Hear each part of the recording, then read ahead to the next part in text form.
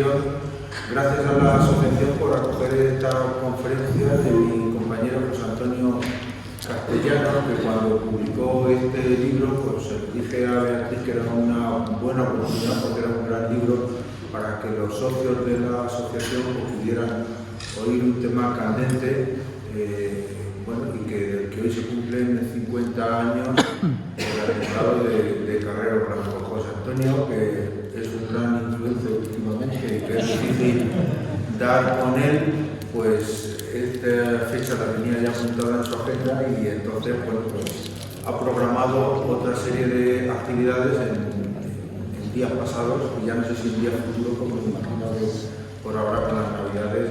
Pero bueno, ayer estuvo en el programa 24 horas de Televisión Española, un programa que salió espléndido sobre la muerte, el atentado de Carrero el sábado en La Sexta, ¿no? El viernes en La Sexta y bueno, en muchos sitios más, que yo lo miro con mucho orgullo porque aparte de que ha sido alumno mío, un alumno brillante, pues para mí es un orgullo cuando ponen en el rotulito profesor de la Universidad de Castilla-La Mancha. Creo que podemos estar todos satisfechos de que en televisiones de ámbito nacional aparezcan profesores de nuestro departamento y de nuestra universidad. Creo que ya lo he dicho en muchas ocasiones, que hay muchos temas ya, por lo menos en nuestra historia contemporánea, en la que no tenemos nada que envidiar a otras partes de historiografía de otras universidades, ¿no? Entonces, bueno, pues es una grandísima satisfacción y luego por lo bien que estuvo el programa de ayer, donde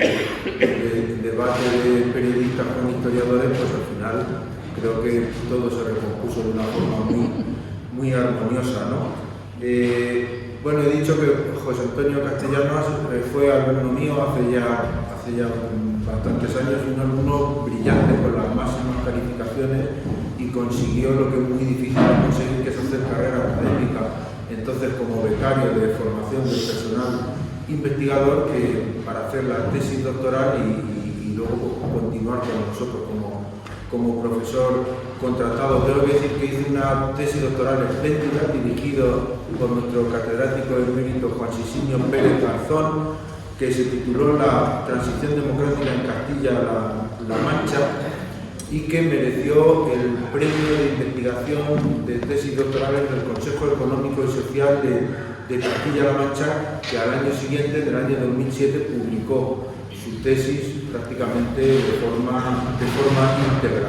Luego, a partir de aquí, ha seguido con diversas publicaciones importantes, coediciones, algunas de ellas de la Universidad y de las Cortes, otras de la Diputación Provincial. Casi todas han girado en torno a la época de la transición democrática y cambio político en Ciudad Real.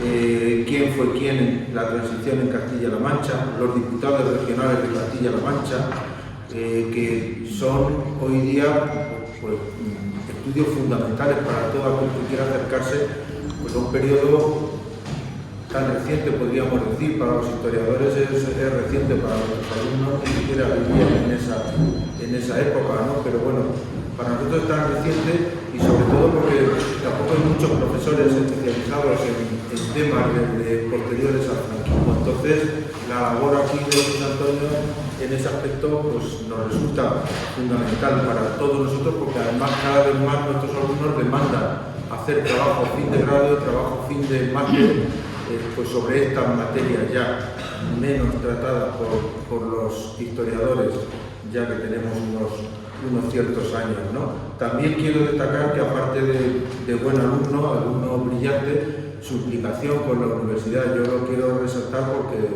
creo que es un motivo importante también de orgullo que un profesor pues, se implique también en las tareas de gestión y con un alto grado de compromiso. Él fue secretario de la facultad, luego director académico en varios vicerrectorados durante varios años y actualmente el decano de nuestra facultad.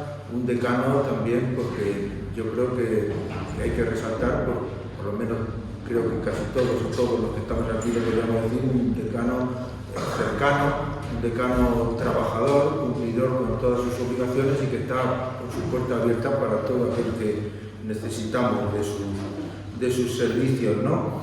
Y nada más, yo quería ser breve porque principalmente lo que nos trae aquí es la conferencia de José Antonio y bueno, pues al mismo tiempo decirle que es como una especie de presentación, pero que no se concibió como una presentación, era más una conferencia, pero que todos aquellos que quieran adquirir el libro, pues editado por la editorial Catarata, que está haciendo una grandísima labor de difusión de la historia y que está contando con muchos profesores de la UCLM, pues que lo pueden adquirir a través de la librería Serendipia, que tiene aquí un puesto de venta y que el autor estará encantado luego pues, de firmar los ejemplares pertinentes y que solamente que disfruten. Creo que es un gran libro de historia, de historia y memoria, y para todos los que somos historiadores pues cumple totalmente los objetivos, y para todos aquellos que ya tenemos cierta edad y tenemos memoria, pues este acontecimiento nos dejó marcados, aunque fuéramos criaturas, ¿no? Y yo creo que es un acontecimiento que todos los que lo recordamos pues tenemos curiosidad por saber algo más de este atentado que cambió fundamentalmente el régimen de Franco, como nos dirá el autor.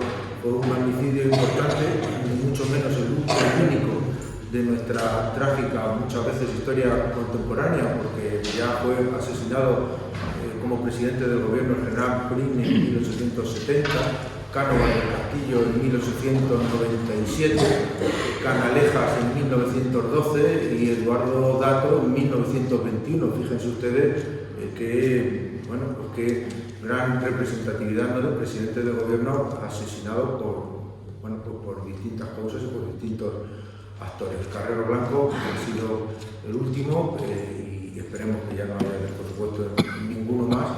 Y comprender este suceso en un contexto histórico determinado es lo que corresponde al historiador. Dejo ya la palabra a mi compañero José Antonio, a quien quiero agradecer su disponibilidad desde el primer momento para estar hoy aquí con nosotros. Después de la conferencia habrá un breve turno de preguntas para todos aquellos que tengan alguna duda y luego pues, la firma de los ejemplares. ¿De acuerdo? Muchas gracias.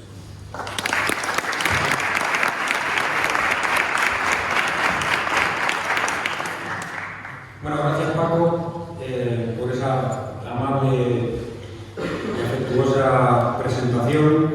Gracias a la asociación por invitarme, ¿no?, por hacer posible que esté aquí hoy, ciertamente una fecha emblemática en el sentido de que es cierto que hoy se cumple, ¿no?, el aniversario de ese asesinato, el último de esa lista que enumeraba Francisco Aría.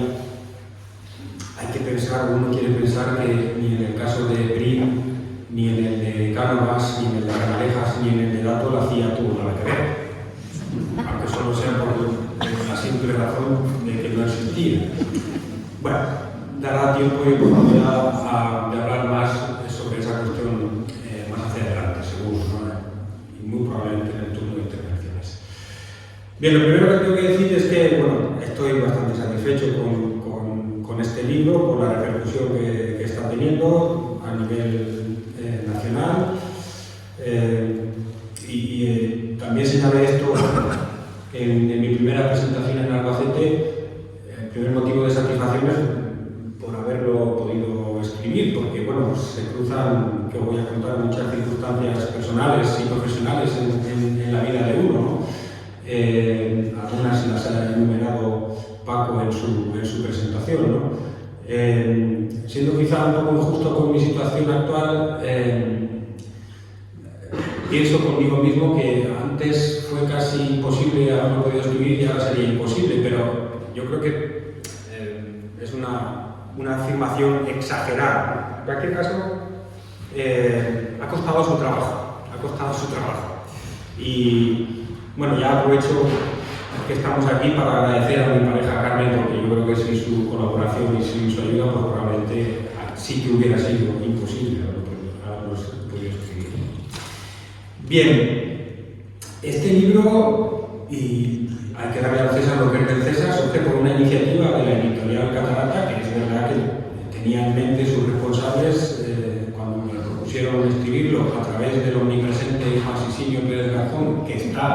canté siempre. Cuando me propusieron escribirlo, pues, tenía en mente el aniversario del asesinato, ¿no? Y yo creo que continuo, ¿no? Avizorando la repercusión que, bueno, pues efectivamente está teniendo, ¿no? Pero más allá de eso, cuando a mí se me propone escribir este libro, yo veo la oportunidad de tratar a un personaje interesante en el sentido de que alguna noción tenía uno del papel significativo que Luis Carrero Blanco había tenido durante la segunda mitad del siglo XX en España, ¿no? Mano derecha del caudillo, su delfín, su jefe de Estado Mayor, bueno, se han manejado muchos conceptos, ¿no? Y luego me interesaba mucho, y eso determinó el planteamiento que me hice a la hora de construir el libro, la doble condición que reúne en su seno la persona de Luis Carrero Blanco.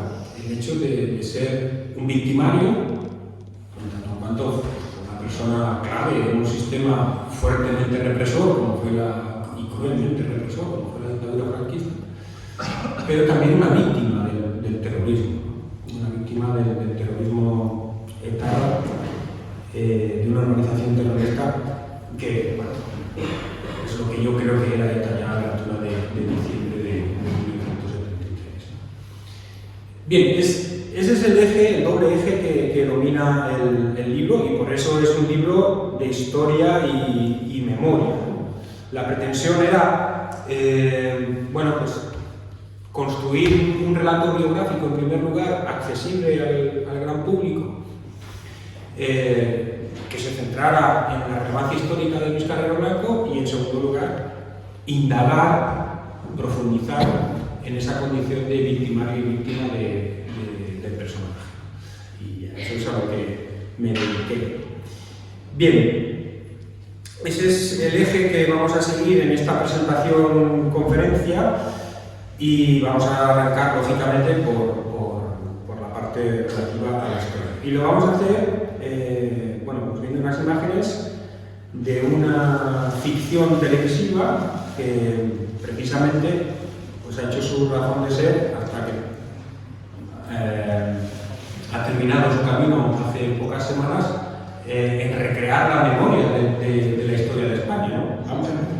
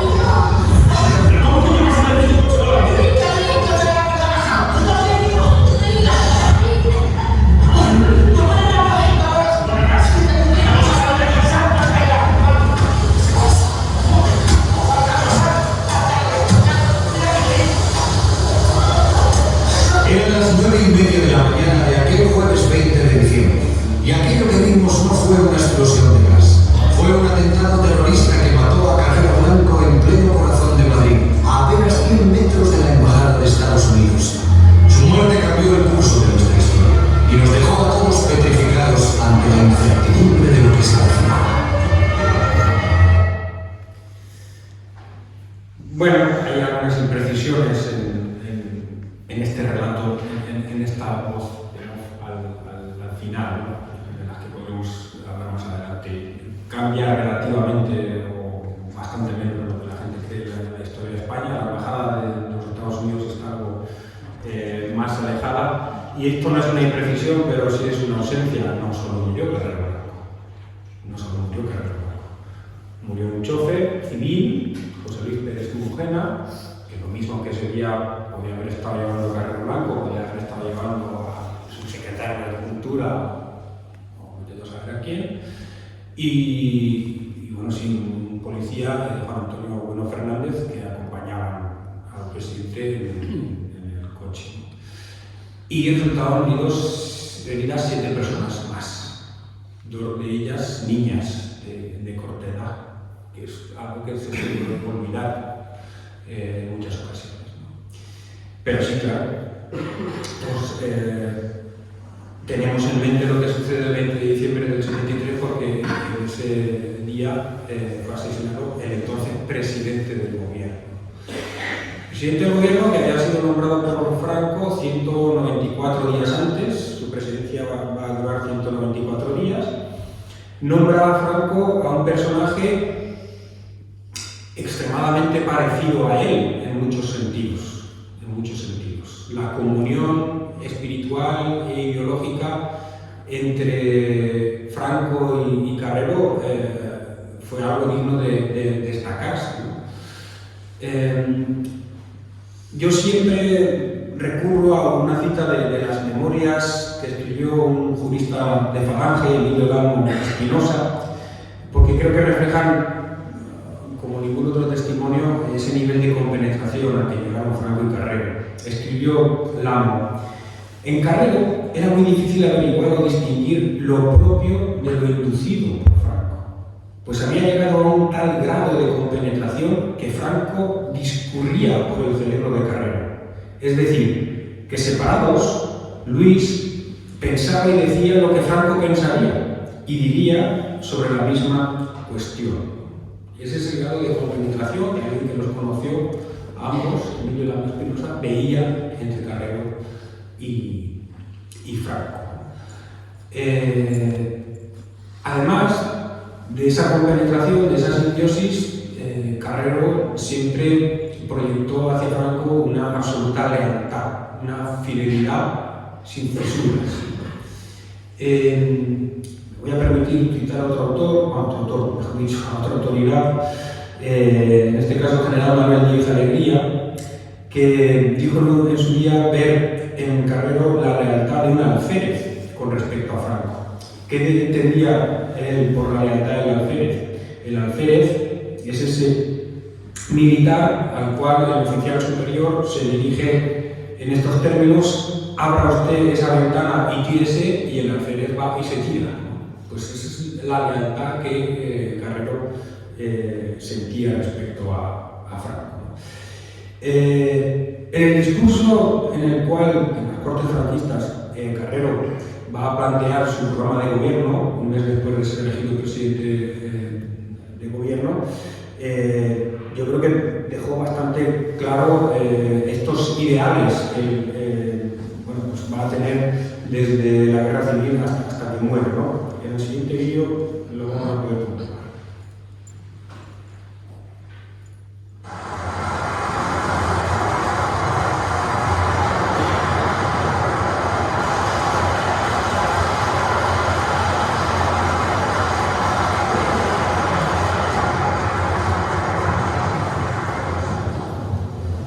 Soy un hombre totalmente identificado con la obra política de Codilla.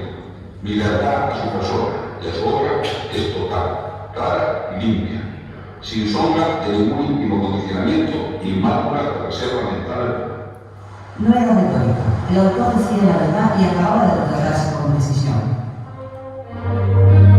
Pero además de esa lealtad política rotunda, Carrero sentía hacia el jefe del Estado una mezcla de veneración y de fe que lo convertían para Franco no solo en un estrecho colaborador, sino en un verdadero apoyo personal, incluso afectivo, a pesar de las distancias formales que ambos se guardaron siempre.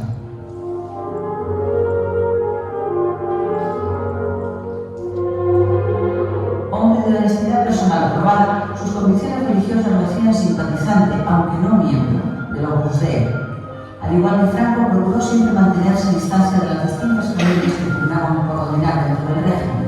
Y también, como Franco, era un declarado y fanático enemigo del comunismo, del liberalismo, del judaísmo, el ateísmo y la masonería, sus grandes bestias negras.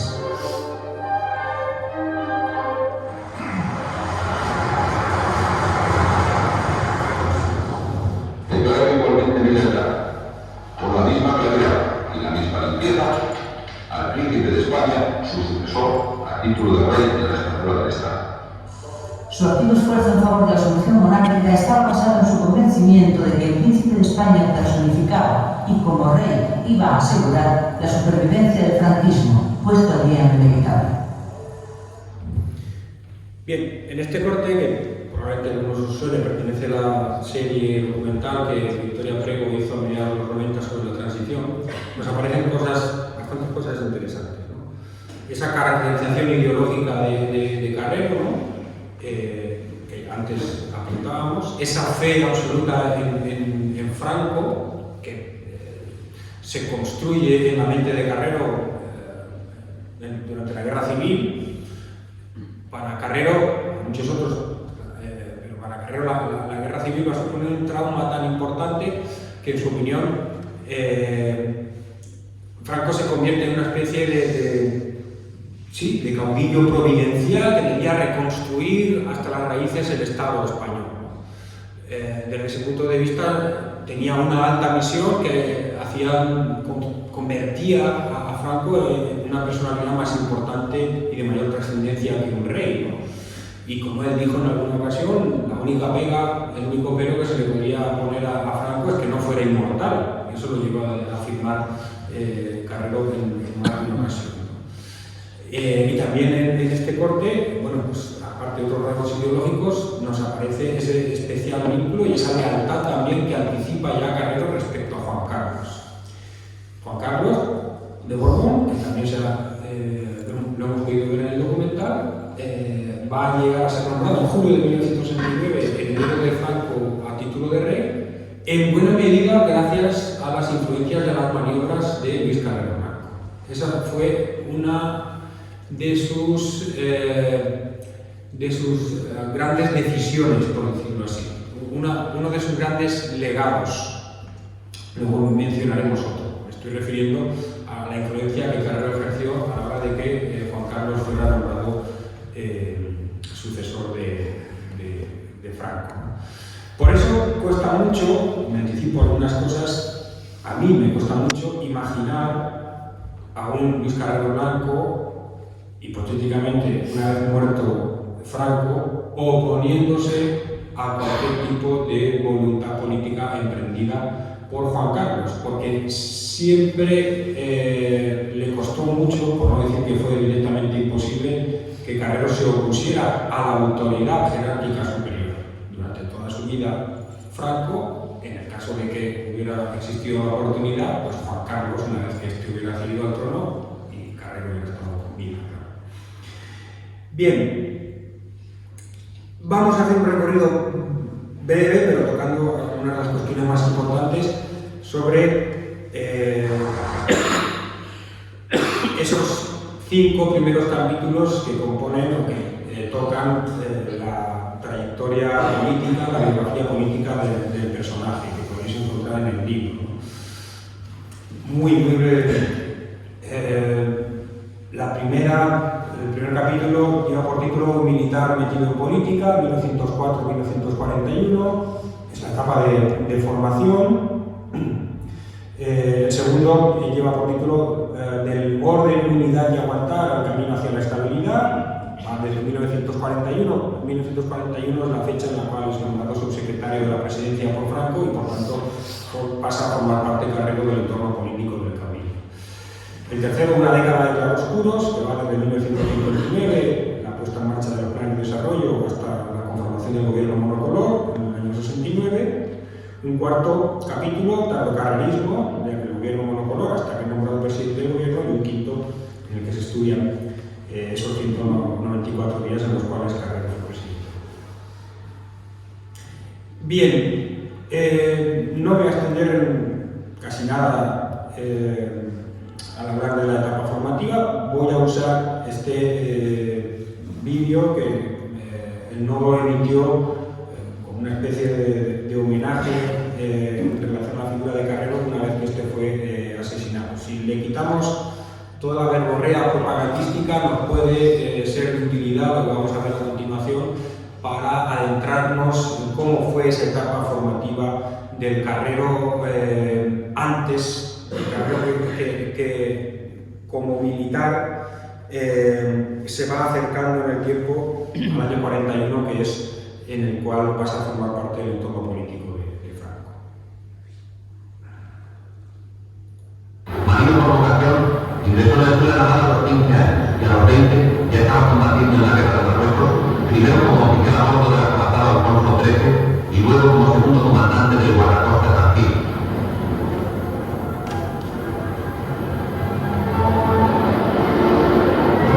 Ingresa más tarde en la escuela de submarinos con base en Cartagena y es destinado posteriormente a varios de ellos. Allí se aporta el duro temple y recia personalidad del futuro almirante.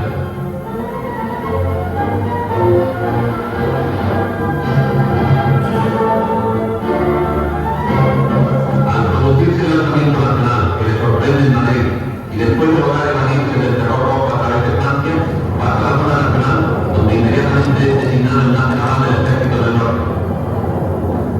El destructor Huesca, Pileco y el submarino Sanjurjo después conocen de nuevo el mando eficaz del comandante Carrero Blanco, que pasa más tarde a ocupar el cargo de jefe de Estado Mayor de la división de cruceros tras la terminación de la guerra.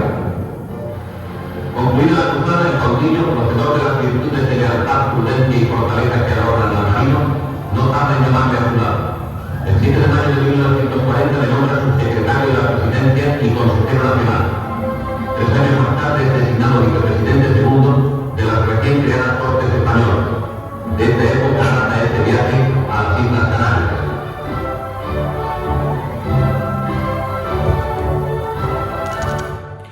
Bueno, el documentalista falla un poco, no es en mayo de 1940, sino que es en mayo de 1941 cuando Carrero es nombrado subsecretario de la Presidencia. Pero bueno, el documento nos puede servir de utilidad para conocer cuál fue el cursus honorum militar de Carrero antes de pasar a formar parte de ese círculo político próximo a Franco, que en efecto parece ser que eso fue posible por un informe emitido, redactado por Carrero en noviembre de 1940 y en el que desaconsejaba la participación de España en la Segunda Guerra Mundial en las condiciones que existían entonces, ¿no? Ese informe parece ser que en efecto impresiona a Franco y ve en su autor, en Luis Carrero Blanco, pues un posible colaborador y finalmente ese informe resulta un factor decisivo para que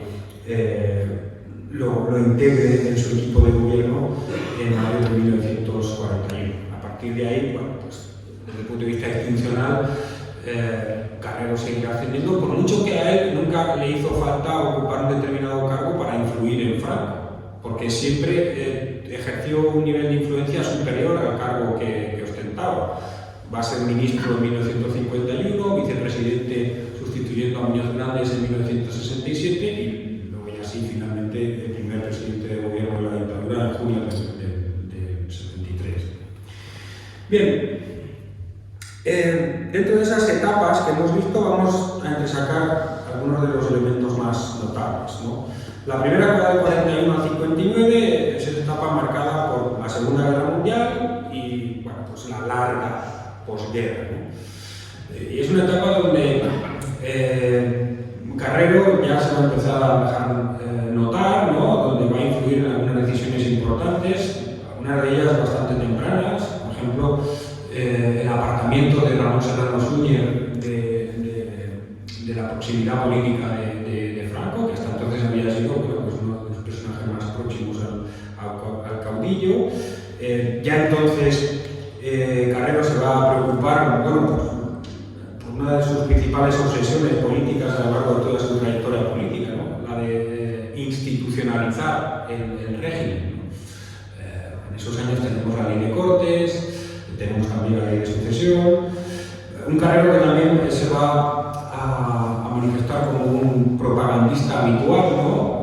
Usando diversos seudónimos, algo que, como seguro que muchos de ustedes saben, también va a hacer el propio Franco. Y en estos años, voy a destacar una última cuestión,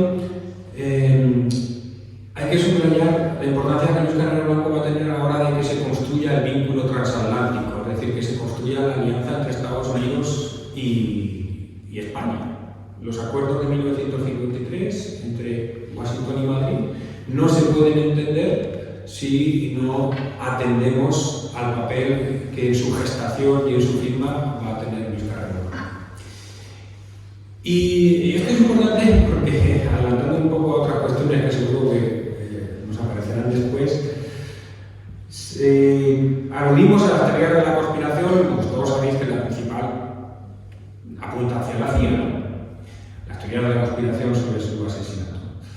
Y claro, no puedo dejar de llamar la atención que se insista en la teoría de la CIA y el papel de los Estados Unidos en la muerte de Luis Carrero Blanco, en la muerte de alguien que fue absolutamente pro-norteamericano, pues desde finales de los 40 hasta su muerte, y que trabajó denodadamente porque España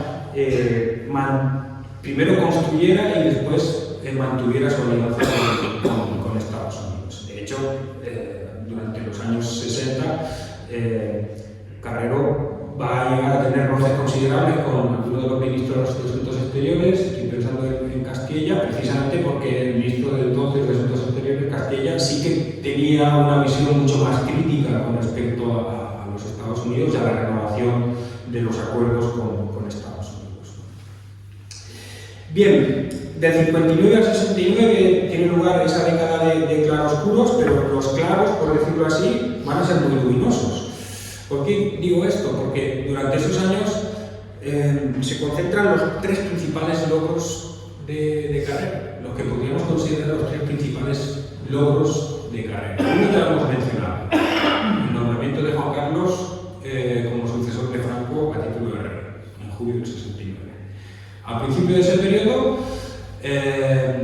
las relevantes transformaciones económicas y después del orden social que van a tener lugar en España al apartarse de la autarquía y poner en marcha los planes de desarrollo, ¿no? El desarrollismo es un fenómeno que no se puede entender sin el papel que ejerció en él Luis Carrero Blanco.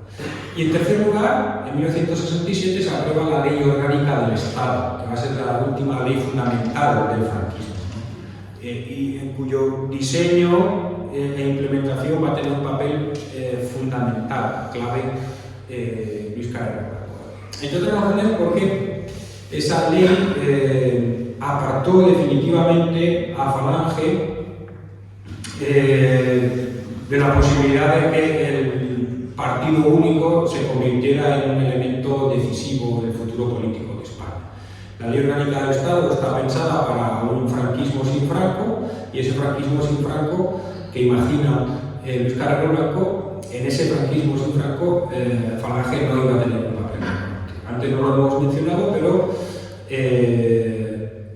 Luis Carrero Blanco va a ser un decidido antifalangista. A veces simplificamos mucho con las ideologías y concretamente a la hora de categorizar ideológicamente el franquismo, ¿no? No hay un único franquismo, hay muchos franquismos.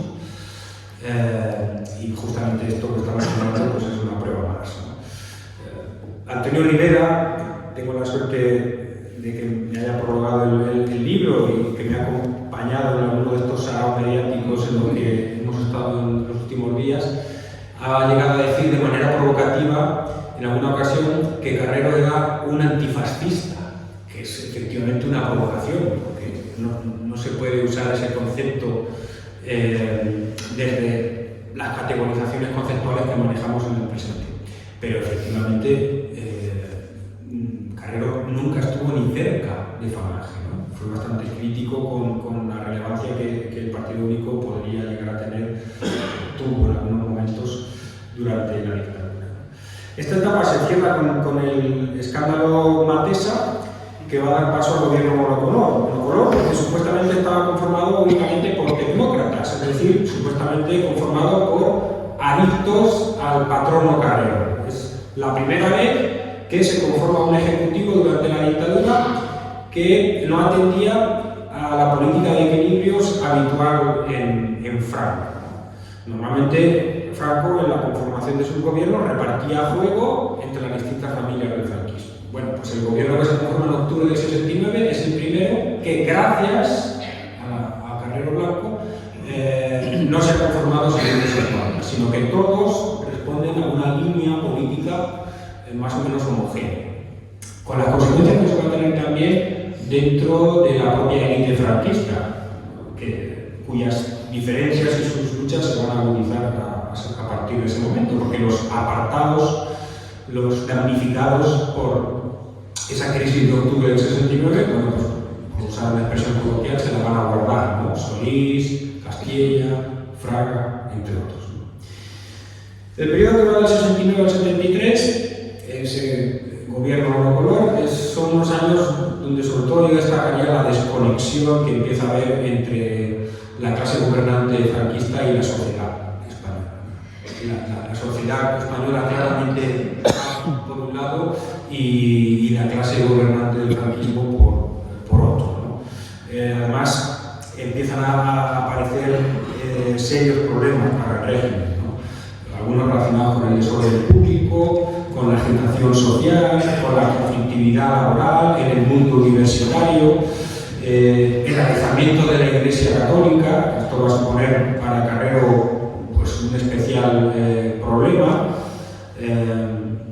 Se tiene constancia de que, con motivo de una serie de desencuentros que mantuvo Luis Carrero Blanco con el cardenal Tarancón, pues este último decidió recurrir a Franco y le escribió directamente una carta en la que se quejaba abiertamente de Carrero, ¿no? Franco, bueno, pues se lo comentó a Carrero y Carrero se lo tomó de la peor manera.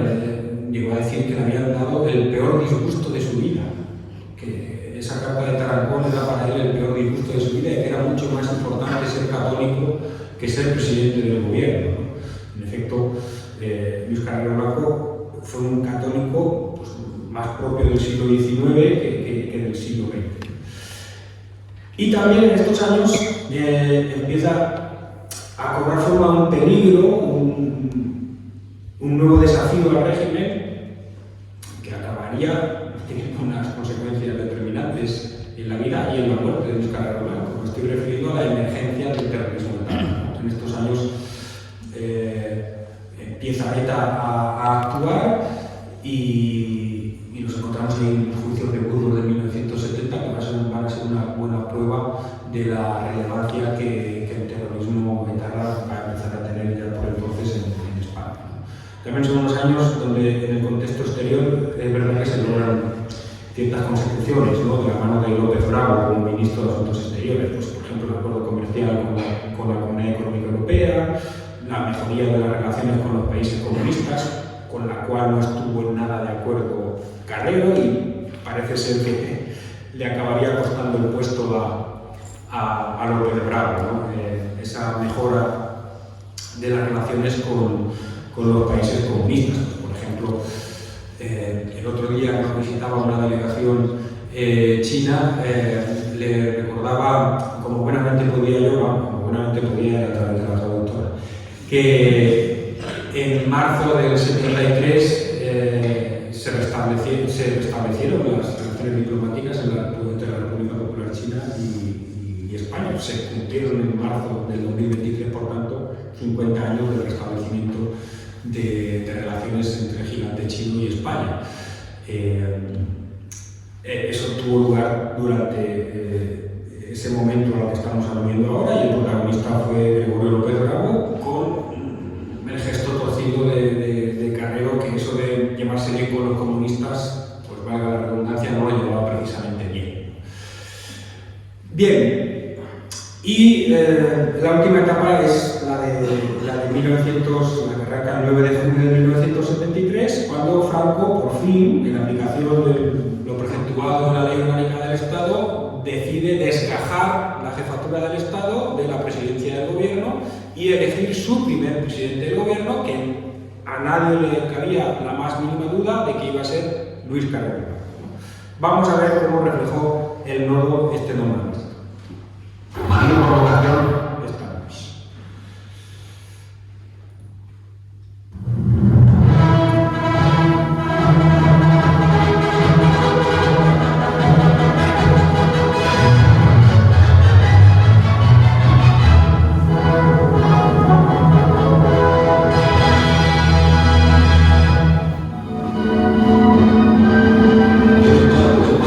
Y en presencia de su excelencia el jefe del Estado, tuvo lugar la solemne ceremonia de juramento de su cargo por el nuevo presidente del gobierno, almirante don Luis Carrero Blanco.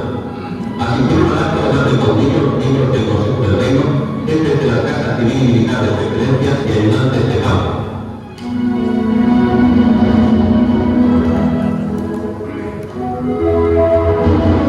La toma del juramento se celebró en el despacho del Generalísimo, donde los asistentes al acto cumplimentaron previamente al caudillo.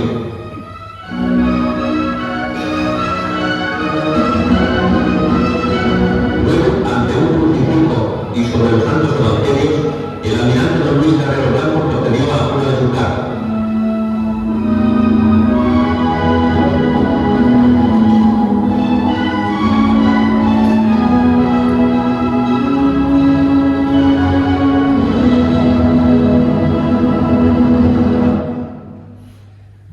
Bien, fueron 194 días, un periodo breve. ¿Qué podríamos destacar de esa última etapa en la vida política de Carrero como presidente del gobierno, como segunda autoridad del Estado? Bueno, hay que ver en el nombramiento de Carrero una prueba más de la debilidad y de la falta de capacidad en Franco, ¿no? Ya un anciano en ese momento, ¿no? Volveremos a hablar de esa condición. Es un nuevo gabinete que se piensa para una España sin Franco, ya para una España que tiene que transicionar, no se sabía muy bien hacia dónde, pero evidentemente hacia un lugar político donde ya se había consumado el famoso hecho biológico, que se muriera Franco, ¿vale? Es un gabinete que gana en pluralidad, lógicamente, se vuelve una dinámica de distribución de cargos ministeriales por familias, y es una etapa que políticamente va a estar caracterizada o marcada por acontecimientos internacionales como fue la guerra de Yom Kippur, que además va a abrir paso a una profunda crisis económica en general en todo el mundo occidental y también en España. La guerra de Yom Kippur, por cierto, que también nos sirve para conectar con algunas de las teorías de la conspiración, vamos, con la teoría, la más concurrida y recorrida y transitada teoría de la conspiración, la de la CIA, porque, bueno, pues, según han enarbolado algunos, la negativa española a que Estados Unidos usara las bases que Washington tenía en España tras el desencadenamiento de la guerra de Yom Kippur, pues se había podido convertir en un elemento de disgusto en Washington que había llevado a los Estados Unidos a decidir asesinar. Luego uno examina los hechos como fueron y otra vez la teoría se desmigaja, se descompone. ¿Por qué? Porque formalmente España es cierto que negó el uso de las bases a Estados Unidos tras el comienzo de la guerra de Yom Kippur, parte, bueno, pues por tener un gesto con la tradicional alianza árabe, pero luego vemos que a pesar de esa negativa oficial de España que los norteamericanos usaran las bases, estos las usaron sin ningún problema, y España, el gobierno español no dijo ni media por el hecho de que Estados Unidos siguiera usando las bases. O sea que por ahí tampoco. Bien, y llegamos al 20 de diciembre de 1973. En el libro yo hablo poco del atentado, y podría haber hablado incluso menos. Si no fuera por Sisinio y por Paco, probablemente no hubiera escrito una línea. Pero creo que acertadamente Paco y Sisinio me dijeron: hombre, Antonio, algo tienes que decir, ¿no? Mi idea era no hablar del atentado porque es de lo que más se ha escrito. Yo pensaba que podía aportar poco, pero una vez más Sisinio y Paco llevaban razón, y no podía faltar pues un espacio dedicado al, como yo lo llamo en el libro, al final, ¿no? Al final. El final es como el título que lleva ese subapartado en el libro, ¿no? Y bueno, el final fue más o menos este que podemos ver aquí.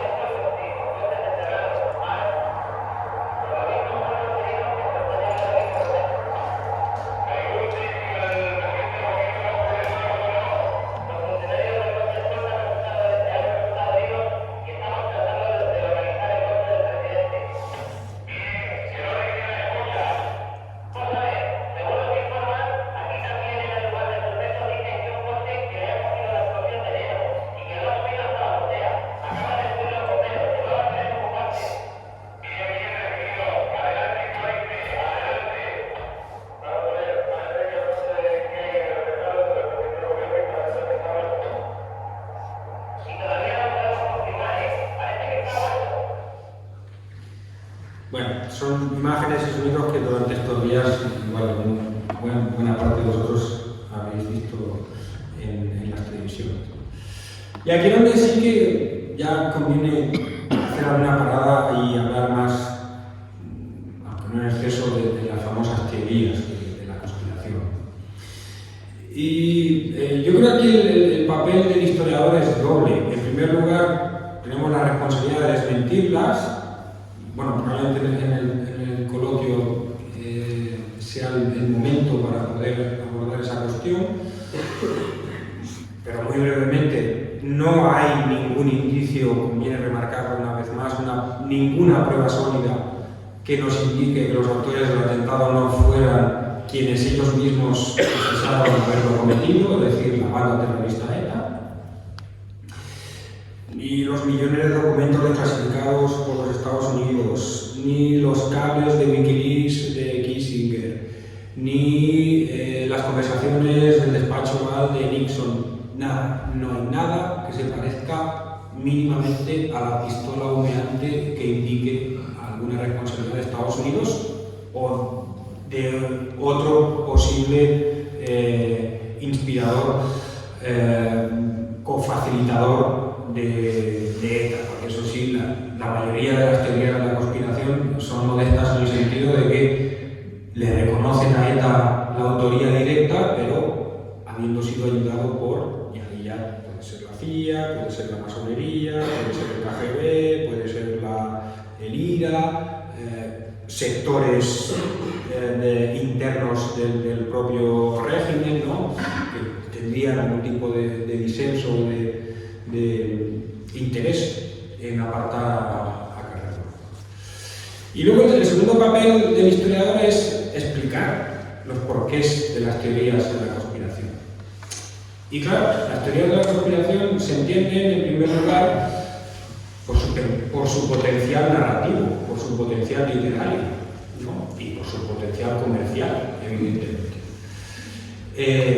Y porque también han sido fijadas en el imaginario colectivo por su aparición en series de televisión, en películas, en documentales. Todo eso ha ido provocando que hayan quedado fijadas en el imaginario colectivo. Y es verdad que hay algunos elementos que son reales y que tienen que ver con el atentado y que han fomentado la existencia de las teorías de la conspiración. Por ejemplo, las consecuencias políticas directas del atentado. La más notable, el hecho de que quien era ministro de la Gobernación y por tanto máximo responsable de la seguridad en España y por tanto máximo responsable de que no le mataran al presidente, Carlos Arias Navarro, pues fue el elegido para suceder a Carrero.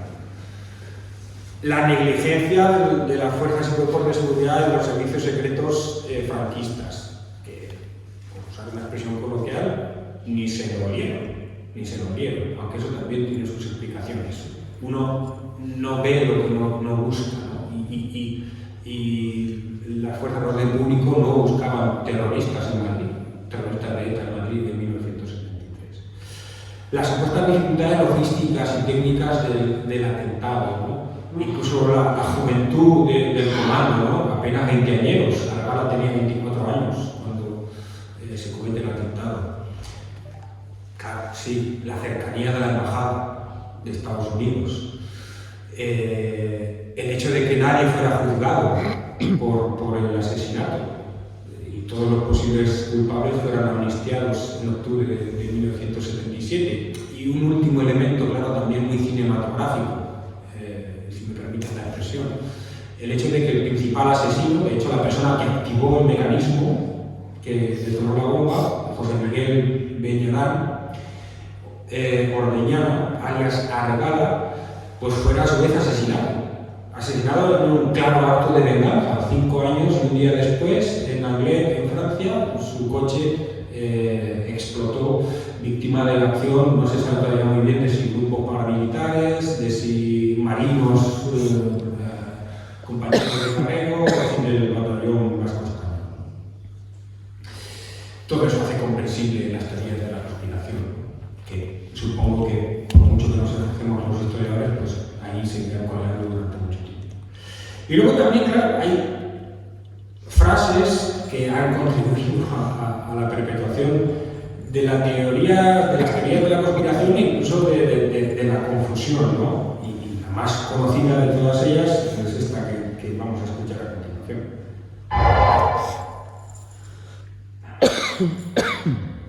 Su Excelencia el Jefe del Estado dirige al pueblo español su tradicional mensaje de fin de año.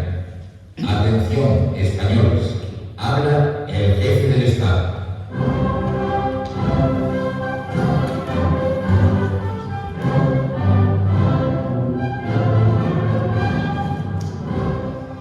Sería aquí un discurso muy comentado por una sola frase.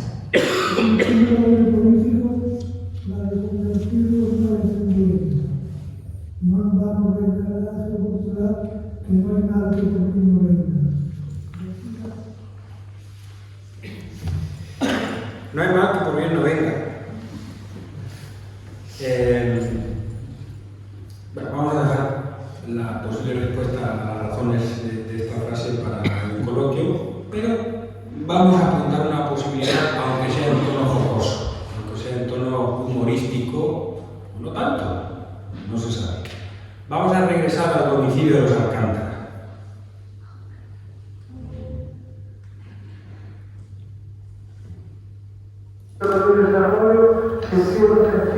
Y así llegamos a la noche del día 30, que era el día elegido por Franco para decirles a todos los españoles que el país iba de miedo y que si alguno se había hecho la idea de que aquel año la iba a palmar, que se lo fuera quitando de la cabeza.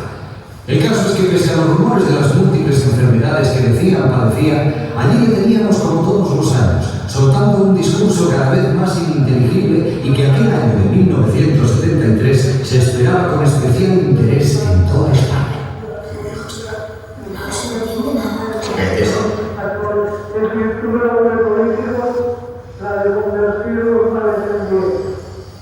No andamos de la cultural, que no hay nada que por mí no venga.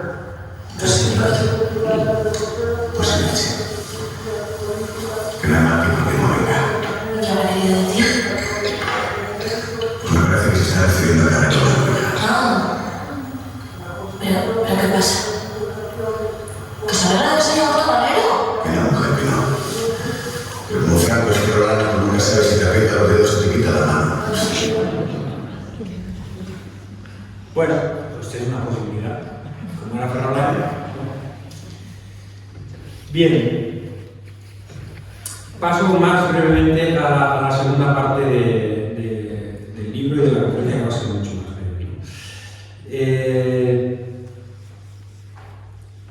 La segunda parte del libro es un análisis que tiene un eje fundamental, que es al que aludíamos antes, la doble condición de Luis Carrero Blanco de víctima y victimario, que se aborda sobre todo en el último capítulo. El sexto, que lleva por título de la exaltación fúnebre al primer olvido, la figura de Carrero durante los estertores territorios del franquismo y en la transición, un análisis de los efectos directos de la conformación del gobierno Arias, de cómo Carrero Blanco se va a convertir muy pronto en un lugar de memoria del franquismo, se va a convertir en, bueno, ahí tenemos hablando de Arias, esa imagen que ha generado luego tantos comentarios, ¿no?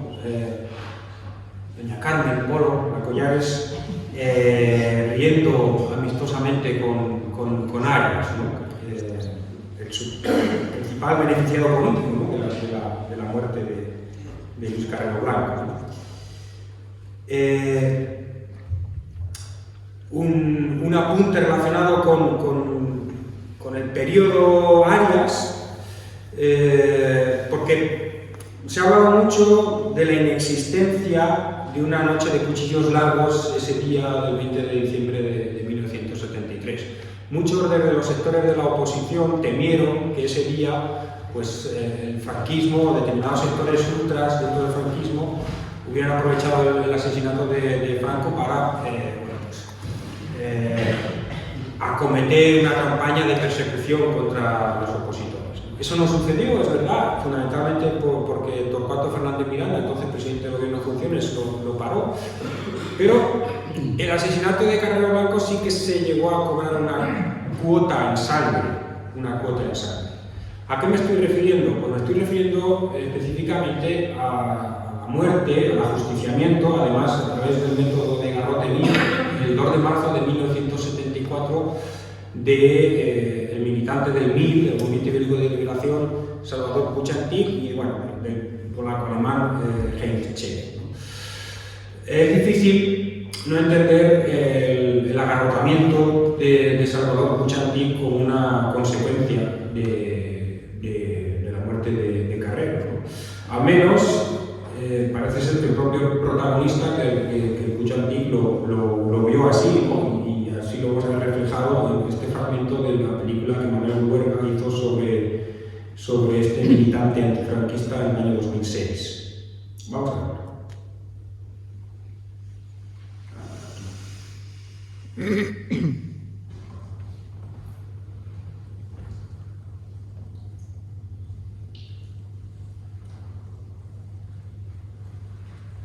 Moveremos el cielo y la tierra. Hablaremos con la iglesia, con los partidos, con los sindicatos. Creo que nadie me dice.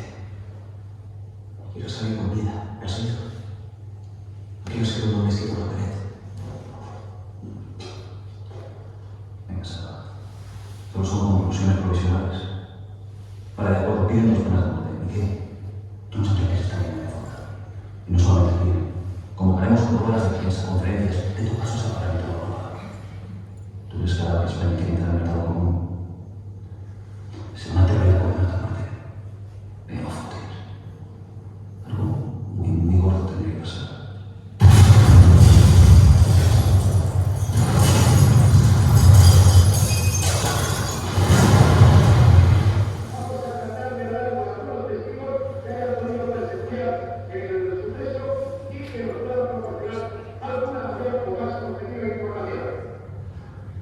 Será contento, ¿no?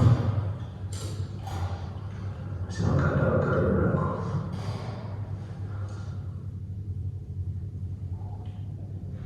¿A Carrero Blanco? La ETA. Le ha puesto la bomba. Hostia puta.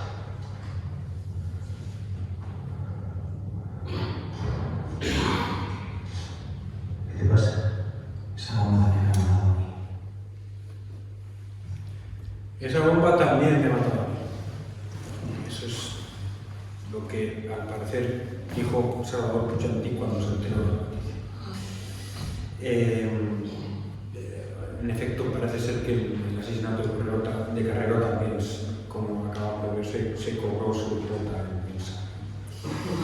Bien, esa es la segunda parte del libro, voy a pasar muy rápidamente por ella. Además de convertirse en un lugar de memoria del franquismo, ahora vamos a ver algún indicio de eso, pues aparece a conformarse una memoria no oficial, de esta serie de libros. El más importante de ellos, lógicamente, es Operación Lobo, que van a escribir los propios etarras, para dar su propia versión de lo acontecido.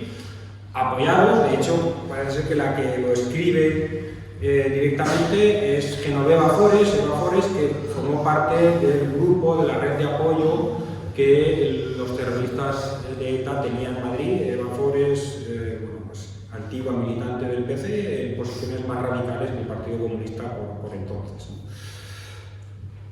Y claro, las primeras películas, Comando Chiquilla, Muerte de un presidente y Operación Oro en el año 79. Y han continuado pues, los documentales, las películas, hasta llegar pues, al más reciente de todos ellos, que seguro que algunos habéis tenido la oportunidad de verlo en Movistar. Creo que esta semana estrenaban el tercer capítulo y que hace de las teorías de la conspiración su razón de ser. Este documental se construye alrededor de las teorías de la conspiración y bueno, pues aparece Pilar Urbano diciendo que la CIA entró a medianoche y cambiaba los explosivos y puso C4 porque no se fiaba de los etarras, que eran unos inútiles. Podríamos hablar también de las consecuencias del atentado para ETA, no lo vamos a hacer. Parte de la construcción en Carrero de un lugar de memoria de franquismo va a ser su ennoblecimiento. Se crea un título nobiliario para Carrero, a título póstumo, que podrán heredar sus hijos. Entonces la Armada estaba construyendo un portaaviones que en principio se iba a llamar Almirante Carrero, pero que luego, claro, conforme pasen los años, en el año 62, pues ya es otro momento político, cuando se acaba de construir el portaaviones y finalmente no va a recibir ese nombre. Sí que se le va a construir un monumento en su localidad natal, en Santoña, que sigue existiendo, y es verdad que nunca va a ser oficialmente inaugurado. Y también analizo la presencia de Carrero Blanco en el espacio público. Todavía hay una serie de localidades en España, el cartel que estáis viendo pertenece a Villanueva de la Jara, en Cuenca, que están dedicadas a Carrero. Algún centro, por ejemplo, como el que vemos, el Centro Nacional de Promoción y Profesional Social, que se le puso el nombre de Almirante Carrero, sobre esto vamos a pasar, y la famosa placa que hay en la calle de Teodoro en Madrid. Y luego el último capítulo, que lleva por título Los límites del humor y de la justicia, que tiene que ver justamente, claro, con el humor a partir del análisis del caso Casandra. Ahí tenéis en pantalla algunos de los chistes por los que la tuitera murciana Casandra Vera fue enjuiciada en 2017. Finalmente fue exonerada de toda culpa. ¿Hasta qué punto se puede hacer chistes y humor con un victimario, pero con una víctima del terrorismo, ¿no? Bueno, pues claro que se han hecho chistes. Aquí un ejemplo. Oye, estos días se está hablando mucho, ¿sabéis?, del caso Casandra y de los límites del humor. Un debate súper necesario, en el que están opinando las mentes más claras de este país. Incluso yo he leído opiniones de Bertín y Arevalo, que completan el arco de pensamiento de España. Nosotros también queremos hablar del tema y lo vamos a hacer con alguien muy especial. Yo creo que es un invitado, fíjate, a esta hora, yo creo que está al caer. O sea, es una cuestión de... Ah, ya sé, mira, es él. Ya ha llegado. Con ustedes, Carrero Blanco, amigo.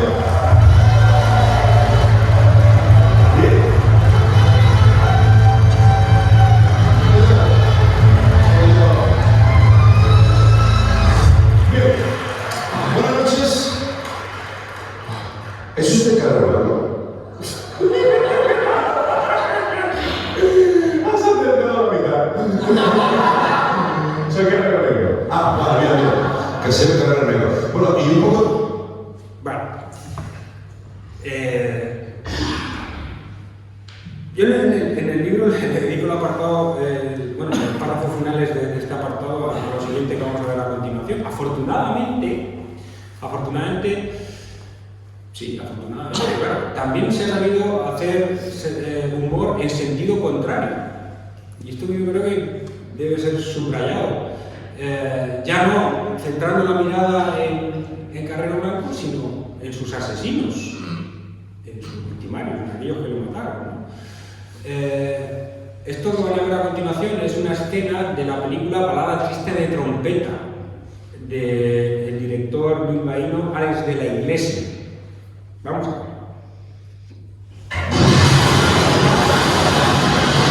La muerte de Carrero Blanco con su coche volando por los aires y pasando por encima de un edificio la hemos visto también en Balada Triste de Trompeta.